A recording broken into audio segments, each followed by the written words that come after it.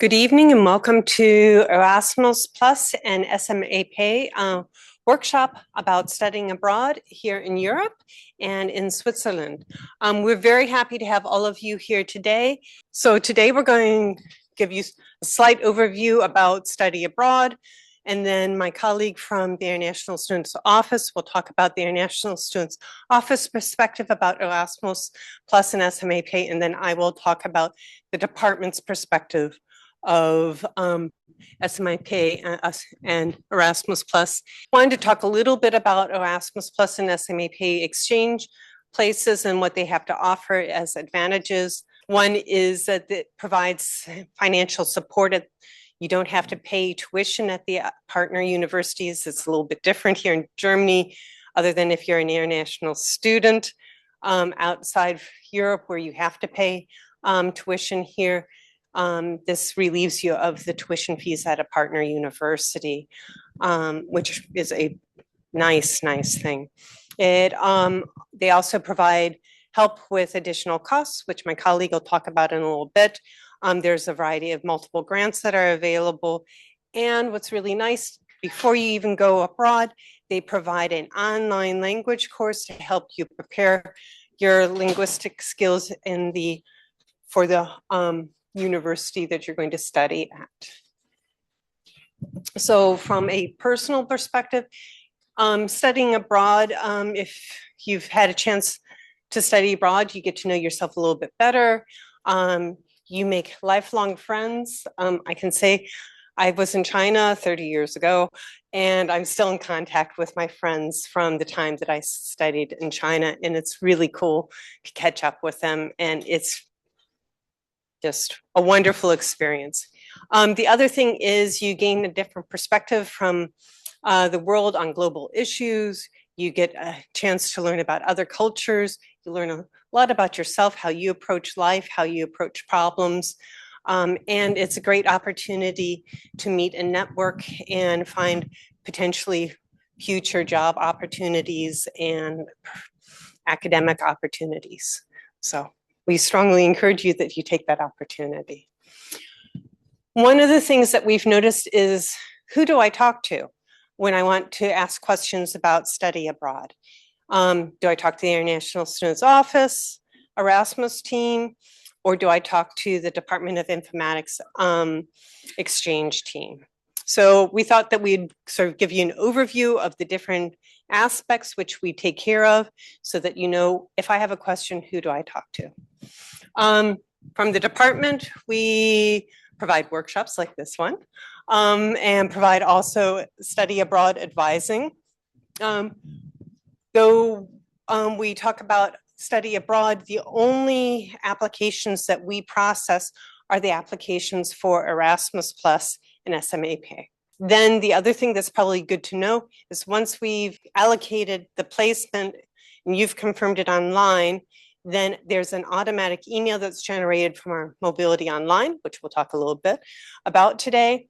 And then during your stay abroad, you will also use Mobility Online to upload certificates, et cetera. And the one that we take care of and sign is the learning agreement, which we'll also talk about a little bit later. And then for the International Students Office, Erasmus outgoing team, they manage the Mobility Online portal, and they are the ones you contact if there's technical problems, there's a change in the partner university's contact person. They also deal with the nomination to the partner university. They manage the finances. They provide a nomination workshop and advising.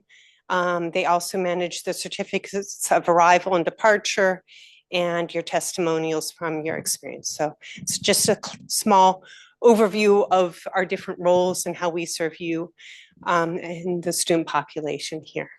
So I'm going to hand over the mic to my colleague. Well, hello, my name is Peter Schommer. As Christine already mentioned, I'm from the Central International Office. I will give you a brief overview about what Erasmus offers. So first of all, if you do Erasmus, you all most of all think of the study abroad part, but there also is an internship part that I will going to mention at the end. But the internship part is not organized at KIT, but still an option for you. So if you join the Erasmus program, you can, during each study cycle, go abroad for 2 to 12 months, which means if you go abroad for a study for 6 months during your bachelor's, you can still do 6 months of internship founded by Erasmus+. You can also write your bachelor or master thesis abroad. Then you just need to find a supervisor at a hosting university, and you will receive a partial funding. This is an important point because the funding is really just a partial funding. It will not be enough to cover all the costs abroad. So be aware of that once you apply, that you will have some extra money, not just the Erasmus stipend. So what are the advantages of an exchange with Erasmus+? First of all, there are multiple funding opportunities because you've got really a lot of places. So it's really likely that you will get a place when you apply properly. And normally we do not interfere with other stipends. So if you get, I don't know what, Deutschlandstipendium, for example, that's no problem with us. Of course, you always need to ask the other side as well, if they are okay, if you receive money from a third party, but with us, that's fine as long as it's not another European stipend. Usually the recognition of the credit points obtained at the partner university is easily done. Because we've got long partnerships, so we know what's working, what's not working, and Christine can help you a lot with that as well. Then you've got free and affordable online language courses offered by the European Union, and on top, normally each hosting university offers language courses as well. So if you go there, you can either do a course during the semester or a preparatory one beforehand. You will get a lot of support since the program is getting 40 years soon. There are well-established structures, so this is no problem, nor at KIT, neither at the partner university. Also, there are structures around the Erasmus program organized from student organizations like ESN, for example. And yeah, as Christine already mentioned, you're exempt from tuition fees. So you do not just get the stipend, you also need not to pay the fees. If you decide to go abroad, you will wonder, where should I go? Erasmus for Studies works on an agreement basis between departments. And the Department of Informatics got like around 50 agreements with universities among Europe. If you just Google Erasmus plus KIT, you will find our website with one big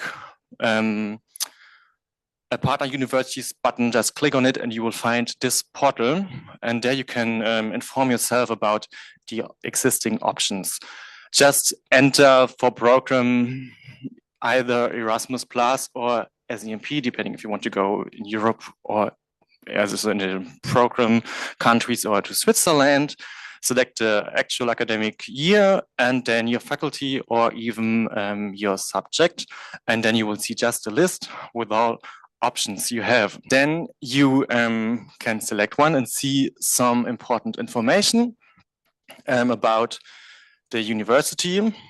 We also recommend to always check the partner university's website because we are actualizing this on a regular basis, but still we are not informed every time the partner universities changes some criteria. So especially for the language criteria, look it up at the partner university's website. What is interesting there as well, you find the testimonials from students that went there before. This is a pretty good address to inform yourself about finding accommodation, which courses have been offered and recognized, what can I do in my free time, things like that. Okay, now how does the application process work? So first of all, you need to apply for a place, and Christine will go into detail later. And this is done at the KIT department, so at the Department of Informatics.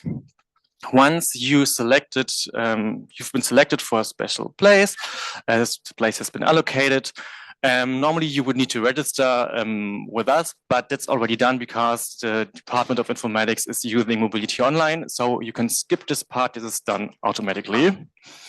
And then we need to nominate you at our partner universities. Nomination just means we tell them who intends to come once you accepted your place.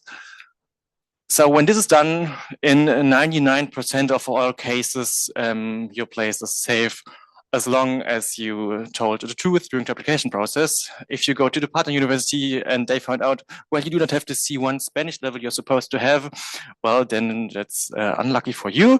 But otherwise, there's no problem.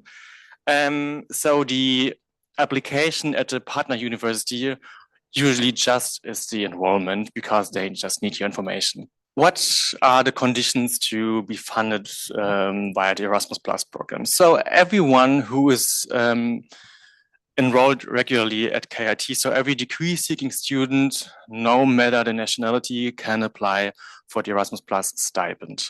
The only exceptions is exchange students. So if you are coming to KIT with an exchange program, you cannot join a KIT exchange program again. Then you need to have finished the fourth bachelor semester, so you can go abroad only starting from the fifth semester, and the first master semester is also possible. But since you need to be enrolled during the whole process, first semester of the master studies is only possible if you're applying during a bachelor's. So if you change university, this would not be an option. Furthermore, you need to stay at least 60 days at the partner university. This is no problem since normally every semester has got more than 60 days.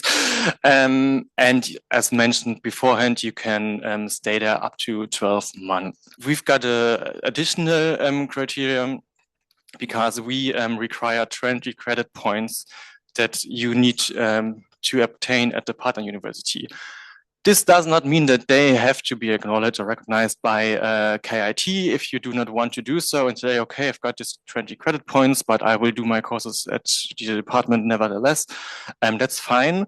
But still, you need to select courses with 20 credit points at the partner university. Okay. Since those are the funding conditions, you really have to stick to them. Otherwise, there will be some sanctions. So if you go abroad for less than 60 days, we are not even allowed to fund you. And if you got less than 20 credit points, we will cut the funding just partially or depending on your justification entirely. So keep this in mind when you're doing your learning agreement. How much money do you get when you go abroad? First of all, since we've got a really high amount of students interested in going abroad, we decided not to fund the entire semester, but just the part that you actually stay at the hosting university. So if the semester is 15 weeks, we will fund this 15 weeks, but if you stay there for 5 months, the rest will not be funded. So the maximum amount of time we fund per semester is 3.5 months, and normally that's more than enough for the regular semester. And then you will receive a monthly amount of money depending on the country you will stay at. Yeah, you can just have a look at the slides and you see which country is in which group. It's either 600 or 540 euros a month. And as I mentioned before, you will get a maximum 3.5 months of funding, or 7 months if you go for 2 semesters. In addition to the regular monthly funding, you can receive some top-ups. One option to receive a top-up is to travel in a sustainable way, which is defined by us as not using a car and not using a plane. So most of you will use the train, and some even go abroad by bike. Really, we've got people that went to KTH and to Ireland by bike entirely. So feel motivated to do this as well. And if you travel sustainably, or you use green travel, you will get up to 6 funding days on top. And you will also get travel allowance. Even if you do not travel in a sustainable way, you will receive one, but it will be higher if you use the train. Furthermore, we support students with special needs. They will receive a top-up depending on their conditions. And the specific conditions are either you have a child and you take it with you abroad, or you have a disability or chronic disease, or you're a first-time university student, so none of your parents studied. In the last years, we could offer also a top-up if you had to quit your student job, but it's pretty unlikely that we will continue to offer this top-up due to the financial situation. So it's just the first three that you should take into consideration. And even if multiple options apply, you will only get 250 euros per month. So you would just have to decide for one, pick one, and that's it. So what is important too is if you've got a more specific need, I don't know, you would have some extra costs for some medicine or for traveling with a wheelchair or something like this. You can inform us in advance. The best would be once you accepted your place at the Partner University, you will inform us, and then we could ask for extra money to support you at the German Academic Exchange Service. Yeah, okay. And the possible combinations, I already talked about it. Everything is fine with us concerning other stipends, as long as it's not a stipend from the European Union. But keep in mind, the other party might see this differently.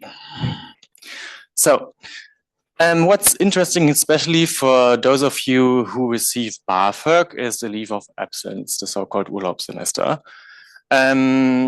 So if you spend at least 3 months within one semester abroad, you are eligible to ask for a leave of absence, and you can have a maximum of 2 semesters for each study cycle.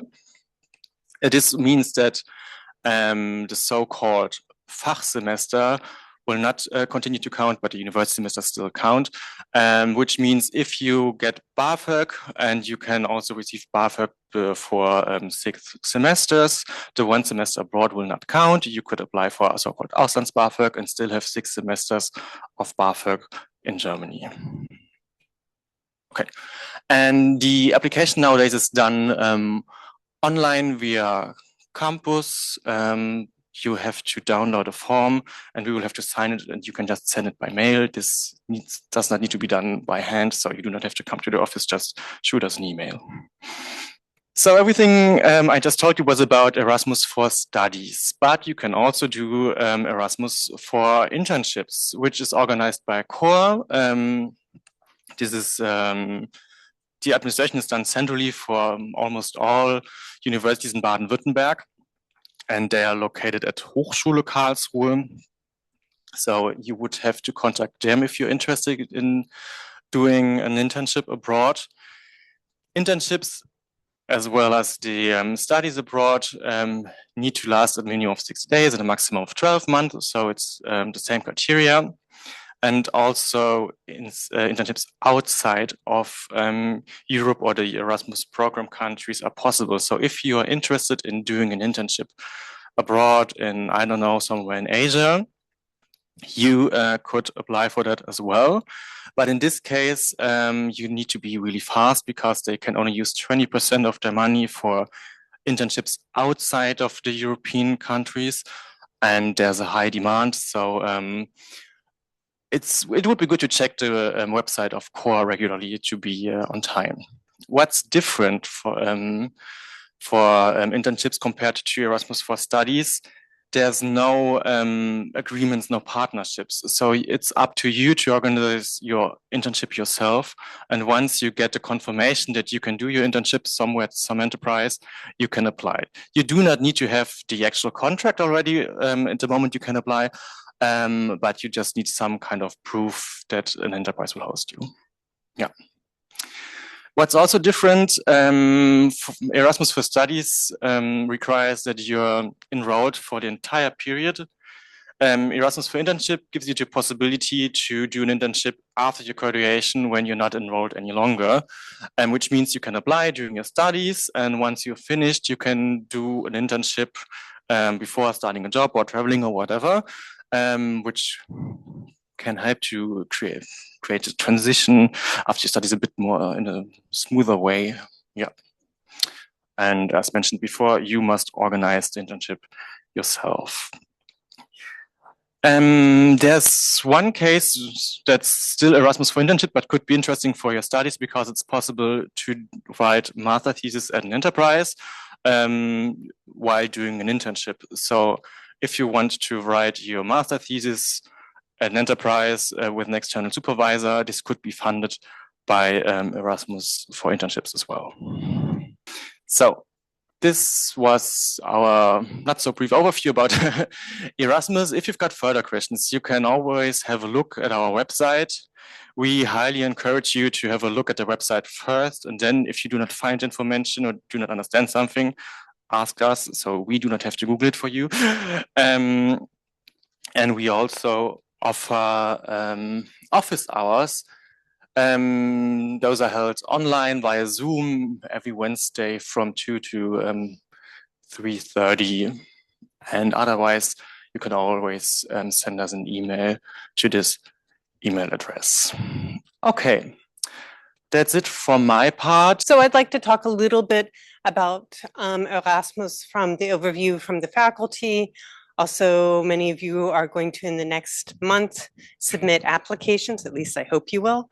And so you need to know a little bit about what do I need to do and how do I do it. So wonderful QR code to our website. Probably the most important thing to know right now, besides what's on our website, is when is the application period. So it started yesterday and will go until the end of the day on the 14th of January. So submit your applications, sooner the better. But if it's after the 14th, unfortunately, we will not be able to accept your applications, and we need a complete application. So we're going to talk about what does a complete application mean. So we have sort of a step-by-step process about the experience for a student who participates in an Erasmus or SMAP study abroad. Please read our information about participation requirements.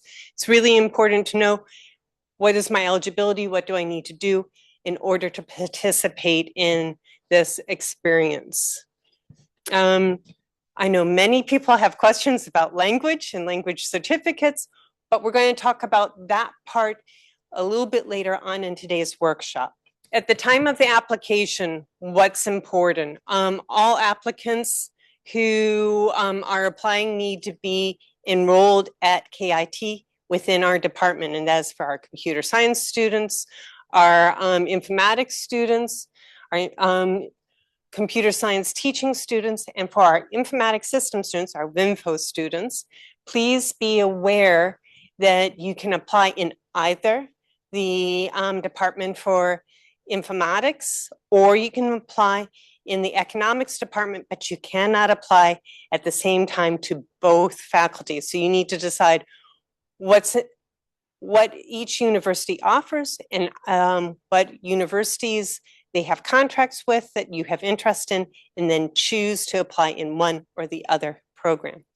And as Peter mentioned, there is an opportunity, other than if you're an exchange student, no matter what your nationality is, you can apply and participate in the Erasmus Plus SMAP program. At the time of the application, really important is that you don't have zweite Wiederholung or second retakes pending. We need to know that you are eligible to study abroad. And the other thing for our bachelor students, and one of the reasons we ask about the orientation exams, is that you must have passed all of your orientation exams in order to apply. What do you need to do at the beginning of your program of study abroad? What does the qualifications mean? In this case, you need to be, as a bachelor student, in at least have completed 4 semesters. That means that you can go in either your 5th or 6th semester abroad. Of course, you can do it in your 7th or 8th semester, but the first semester that you can go abroad is in your 5th. For our master's students, it's good to know, even while you're a bachelor student in our department, you can apply for your first semester to study abroad in one of our programs. What's really important is when you're looking at partner universities, see if they accept master's students and if they accept bachelor students. If they only accept master's students, it's really, really critical that you complete your bachelor's degree in order to qualify to study at that university. And most of the students who do this have no problems. Every once in a while we have a little hiccup and someone isn't able to do it. So just be aware of that so that you have the best opportunity to take advantage of going out your first semester. So again, coming to the application process, as my colleague mentioned, the Mobility Online website has a lot of really helpful information about what schools are available to you, so look at that. And on our site, we have a little bit more detailed Excel table that's saved as a PDF on the website. Make sure that when you look at it, it is the most up-to-date one. One should have been uploaded in the last 24 hours, so the actual one is from the 1st of December. On this website, then you can see which countries we have agreements with, and I'm going to talk a little bit more in detail about this document in a moment and how to read it. But I wanted to come to something that's probably important to evaluate when you're thinking about participating in this program. What region am I interested, or regions am I interested in? What universities could I be interested in? Do they offer opportunities for bachelor's or master's students, or both? Do I meet the language requirements for that university now? At the partner university, which department, school, or campus is the exchange with? Because for an example, in Lisbon, we have an agreement with 2 different faculties there. And so it's really important to look at that so that you can see what modules are they offering that would be relevant for me, that would be interesting for me. And then, of course, how long do I want to go abroad? When does the semester start there? Because you need to plan your academics, both here and going there. And then how competitive it is for particular universities. One of the things we'd like to encourage you to do is think outside the box. Select universities also that you're actually interested in attending. My colleague talked a little bit about the academic considerations. I just want to repeat that just briefly. When you're abroad, you do need to complete at least 20 credit points per semester abroad, and of that, 15 credit points must be in informatics. Even if you're a information system student, you must do informatic modules.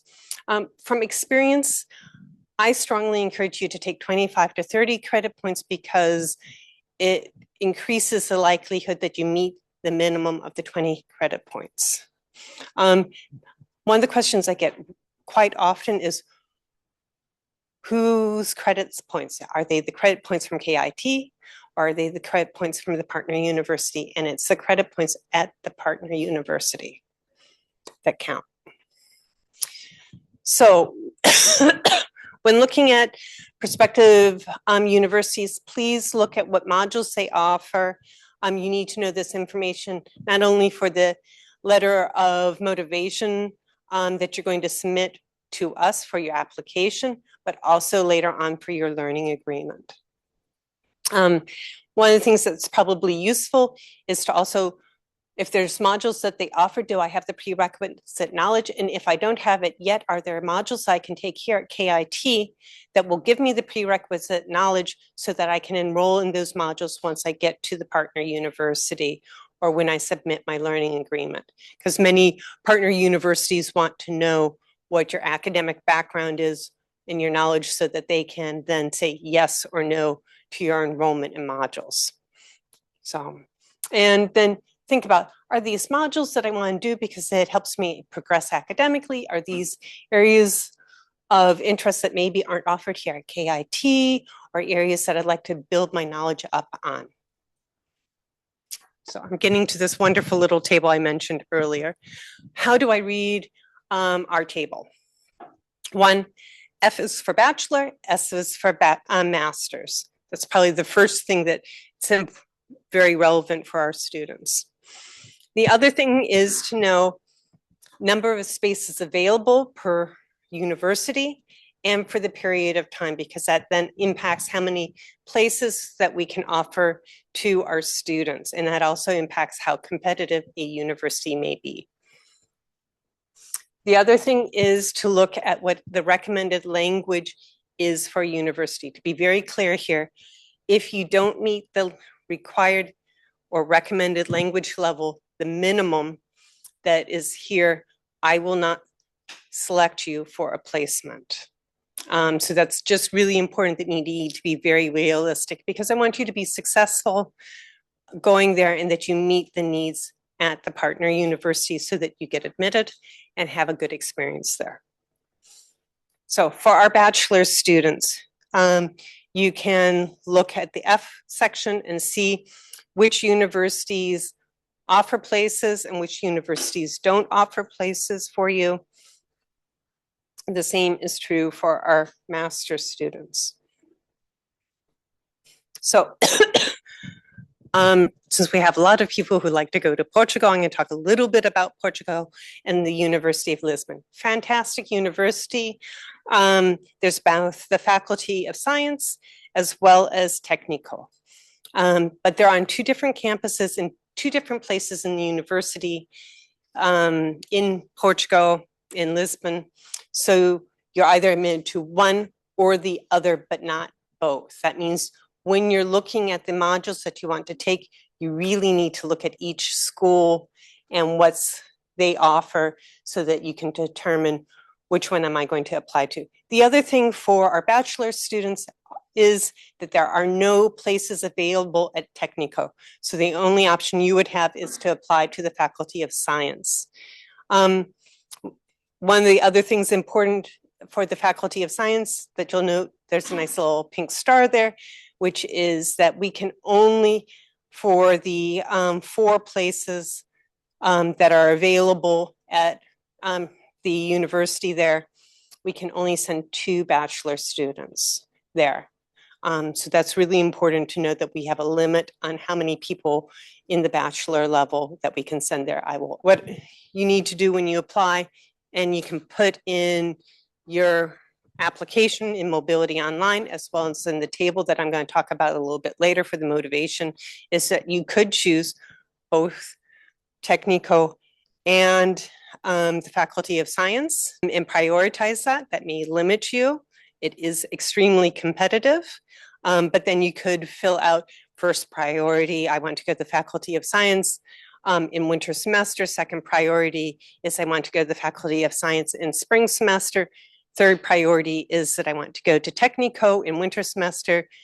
Fourth priority is I want to go to Technico in summer semester. Just to give you an example of how that could show up on your application. Again, as an example for Spain, here I want to mention there are some universities that limit how long a student can study with them. So you see here that the one university only allows our students to go for 1 semester. They can't go for an entire year. Also, when you're looking at the universities, and this has happened before, make sure when you're selecting the university, you choose the correct one. We've had it, unfortunately, that one person wanted to go to the University of Carlos in Madrid and selected then the University of Politics in Madrid instead. And then were a little upset when they got the nomination, but wasn't the university they actually wanted to go to. So I've talked about Lisbon a little bit. The point that I wanted to make here is you can select in your application up to 5 universities, and I strongly encourage you to select 5 universities if you truly want to go to 5 different universities. Every year it happens that I have a student or 2, 3, 4 who only select 1 university or 2 universities, and then unfortunately there are people that have a better qualification that get the placement, and I can't send them to that university. It's a wonderful opportunity to go abroad, so take the opportunity, maybe go to a country you never thought you would want to go to and gain experiences there. So not from this year where the students are going out, but the previous year, I wanted to sort of show you what the students selected in our department of priorities. So for Finland, you can see there's only 2 to 4 places available, and we had 18 applicants in total for Finland. In Sweden, we have 7 to 11 placements, and we had 101 applicants. So I'm saying be strategic. Think about where you want to apply to make sure that you evaluate where you are academically so that you have the best chance to have a successful application. So I'm going to talk about KTH in Stockholm, which is the most beloved university of our students. When you're reading the table that I just talked about, there's only 2 places available for a total of 10 months. That means I can send 1 person for an entire year, or I can send 1 person in winter semester and 1 person in summer semester. Statistics from the last few years of applicants. You need to have a lot of credit points in a shorter period of time in your enrollment of your studies and a really good GPA to be competitive for this university. Last year, we had 30 applicants, and 18 of the applicants put in the first priority for the placement. And what's important to know, when we're going through the application process and we're allocating points to your application, the first priority gets more points than the 5th priority gets. So again, be strategic about increasing the likelihood of getting points in order to get a placement. Last year, we had 87 applicants, 77 people received offers. Not all of the 77 people took those offers, and that's important to be aware of. 7 of the students turned the offers down, and 2 didn't respond in the time period that they needed to and automatically lost the placement, unfortunately. Then there were applicants that were incomplete. And then, as I mentioned, there were 8 that didn't receive offers because they typically selected only 1 university or 2 universities, or beloved universities where they weren't as academically competitive and therefore they didn't get the placement. Or the other thing is we had a number of people who applied for universities and didn't have the language skill sets. So that meant that they were automatically turned down for that placement. Here you can see the previous years, what that also looked like for placements. We give our best to try to make it possible for everyone to study abroad. We want you to have that opportunity. It's always sad not to be able to give a person a placement. So please read through our application process, and please read through it and make sure that you do it well before the deadline so you have the information so that you can get your application in on time and take care of all the paperwork you need to. Please read it before you write me an email. So ensure that you have enough time to complete your application. And that means registering in Mobility Online and then completing all the required stages in Mobility Online and completing all the documents in Mobility Online, uploading documents to Mobility Online, getting certificates that you may need from professors or from English teachers, getting your transcript of records updated and uploaded. So please do that and submit on time. What do you need to submit? Transcript of records. So Notenauszug.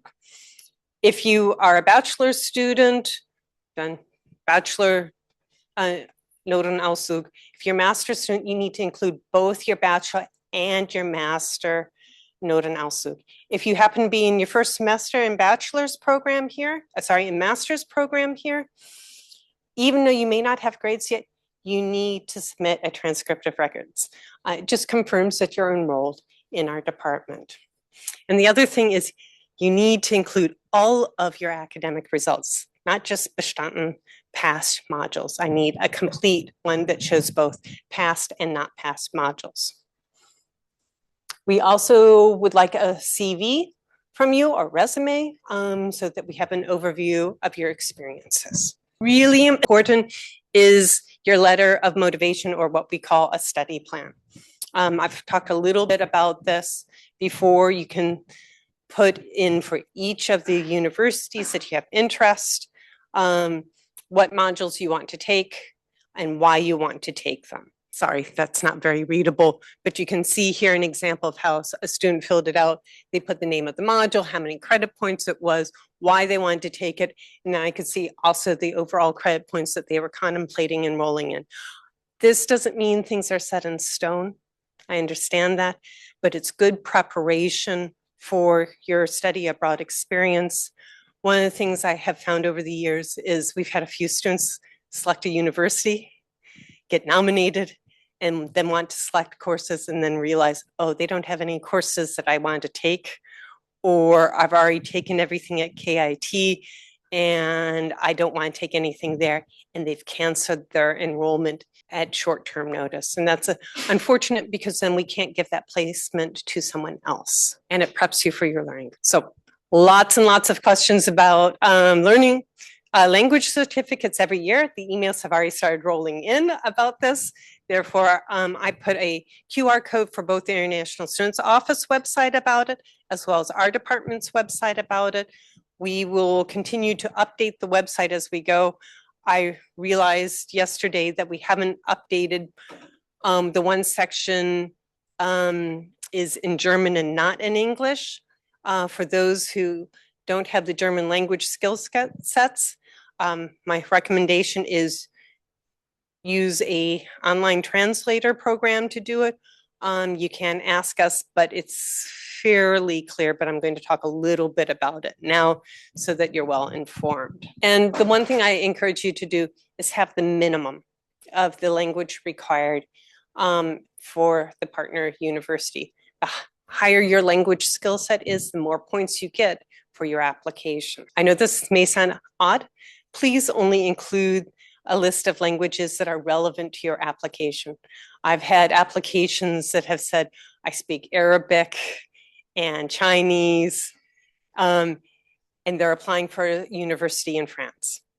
It's really great that they have those skill sets. However, that's not relevant to their application. So please just include the languages that you know that you need for the application. So what language certificates do we accept? Sprachzentrum, or this language center here at KIT. Students can enroll in the classes. I saw a few people are enrolled in classes. Also, they offer a DAAD test. It costs about $35. They offer it regularly in English, French, and Spanish, I think. It's been a while since I've looked in. They do fill up quickly. It may be a little bit late to start taking care of that now. I have every year sort of the panic email. I'd like to take the test, but they have no places. What do I do? That would be my answer. Do you have a TOEFL or a Cambridge certificate for English? If you have your ABI or Abitur, for those students who've studied here in Germany, you can submit that to us only here at KIT, not at the partner university. In your ABI, it typically denotes what your language level is. Please make sure it includes the European language level, that I don't have to go looking for that, because we will email you and say, we can't accept this without the information. I'm not going to take the time for that. So if it's not in your ABI, go to your high school's website, find the information, and include that in your certificate when you upload it. Students also wonder, what language level should I submit when my ABI says B2, C1? Put in B2. We will correct that in our data bank that we do the evaluation in to include the C1 in there, but please just put the B2. We do review every single certificate that is submitted. Our recommendation is don't submit something that is more than 2.5 years old. However, here at the university, at KIT, I tend to be a little bit more relaxed about it. At the partner university, they may not accept it. So that's important to be aware of that. The other thing is, think about this. I speak or spoke Mandarin, but it's been quite a while since I've spoken it regularly, and it is weak now. I've forgotten so much of the language, and I think you all know when you don't use the language, it takes a while to get back in and feel confident about it. And when you're going to a university where you need to use that language, it can be challenging. And again, we want you to be academically successful. That's why we say minimum language skill sets, really important. And to work on it once you get accepted as well, so that you go there and have a great experience.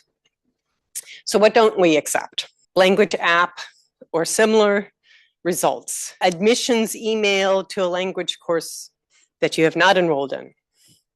A confirmation from an acquaintance that you can speak that language. So a statement that you intend to learn the language but haven't as of yet. And these come from applications, and that's why I'm sharing it with you now, because I want you, when you submit, to have the best possible opportunity to do everything and prepare your application ahead of time. Please note that when you upload your language certificate to Mobility Online, you have to answer yes to the question of language certificate available in your master data. Once you have a submission of a complete application in Mobility Online, you've filled out all the complete fields, you've uploaded all the lovely documents that we've requested and just talked about, you confirm that the application documents are complete and the application is finalized and submitted.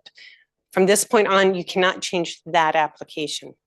If you have realized, oh, I want to switch which university I want to go to, do something else, then you have to start a whole new application process.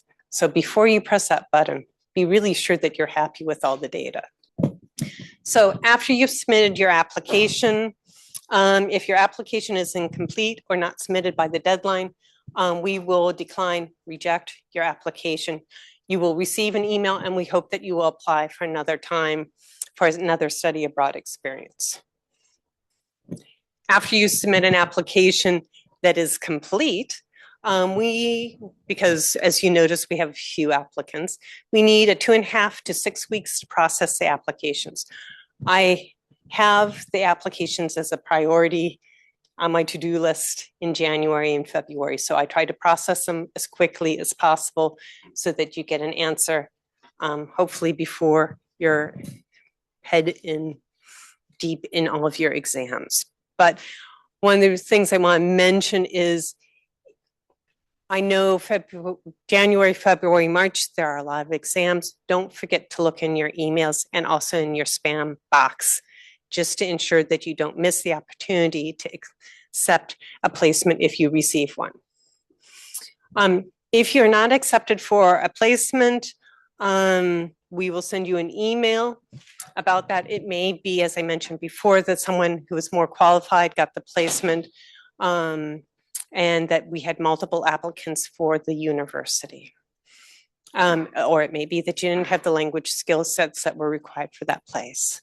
If you do get selected, please, please, please accept or reject your offer within 1 week of receiving, or not receiving the email, but the email being sent. So that's why I say please check in your emails regularly, because we don't want to have to rescind the offer. If you reject the offer, we will not offer you any other placements this year, and you can apply another time. If you accept it, then you will move on to the next steps of after a successful application. That means that in Mobility Online, your placement will be uploaded and your acceptance and our offer will be included in that. Then our colleagues in the International Students Office, Erasmus Out team, will start processing it. They plan that stage by stage to when the application time period is for the university. So that nomination won't happen immediately if you're going in spring semester 2027. They will do that later in the year. We wanted to give you a little bit of an overview of what happens. Please remember, you do need to also apply at the partner university. So we recommend check out what their requirements are for their application process as soon as possible. Look at when their start and end dates are of the semester, so that you're prepared, submit your application and you're prepared for your studies. Also make sure what documents they need for language certificates. Ensure that you have those certificates on time so that you submit your application there on time. One of the things we talked about is learning agreements. It's basically an agreement between you, KIT, and the partner university, what modules you're going to take while you're there and what you're going to do. This typically is, this is submitted in Mobility Online and it's required. Some universities also want you to add it to their program, which means unfortunately you get to fill out 2 learning agreements.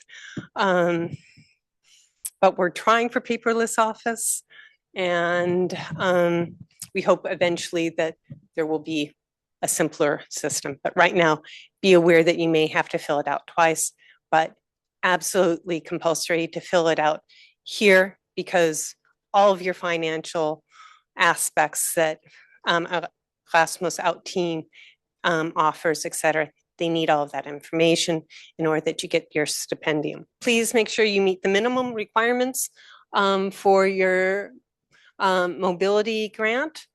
We've already talked about, so I'm not going to go into details about that right now. So, and there's a link here to how to log on to Mobility Online to complete a learning agreement. Many people are considering to transfer credits back to KIT. You may also do an agreement prior to leaving.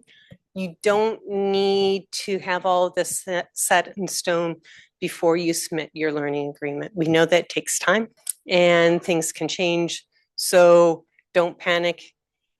This part can be done after you submit your learning agreement. For the students who are studying in informatics, whether it's informatics bachelor's degree, informatics master's degree, our teacher education in informatics, our information system bachelor students, you can apply for a transfer of academic credit back here to this department. For our information system students who are in their masters, that goes to the Department of Economics and Management.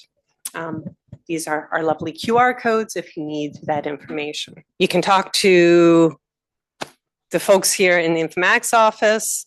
You can speak to the Erasmus Out team, but you can also talk to students and they'll share things that we can't or won't share. And they share it because they've been out at the schools more recently. It may be an opportunity that at ESN, you meet students who are studying here that are at the university you want to go to. It's a great opportunity for you to learn about that country, that location, and maybe also to help them have positive experience here at KIT. So there's a lot of wonderful opportunities to meet both students who've studied abroad as well as those who are here. Take the opportunity to see what they have available.